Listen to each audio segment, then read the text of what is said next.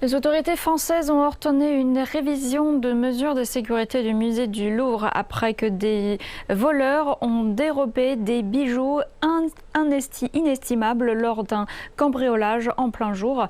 Et ce raid audacieux a choqué la nation. On parle du vol de la décennie.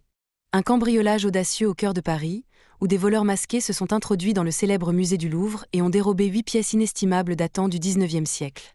Une couronne appartenant à l'épouse de Napoléon III a également été volée, mais elle a été retrouvée peu après à l'extérieur du musée.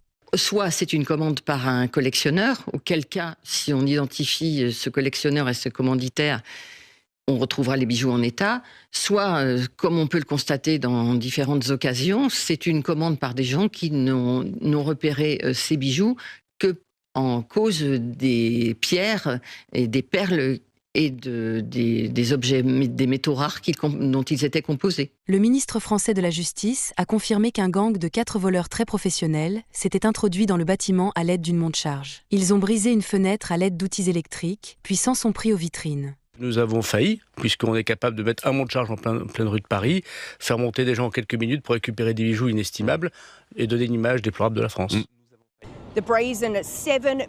Cet impressionnant vol, qui n'aura duré que 7 minutes, soulève de sérieuses questions quant à la sécurité au Louvre, les employés du musée affirmant qu'ils font part de leurs inquiétudes depuis des mois. On sait qu'il y a un certain nombre d'éléments, il y a des défaillances depuis quelque temps, je ne les développerai pas ici, mais la faiblesse du Louvre et son incapacité à remplir sa mission première, elle est connue de l'extérieur et aujourd'hui elle est connue du monde entier. Des détectives spécialisés de l'unité chargée des crimes liés à l'art de la ville ont pris en charge l'enquête, examinant des heures d'enregistrement de vidéosurveillance et interrogeant le personnel, alors que la recherche des bijoux disparus s'étend à toute l'Europe. Le président français Emmanuel Macron a condamné ce vol comme une atteinte à l'âme culturelle de la France, tout en promettant que les responsables seraient traduits en justice.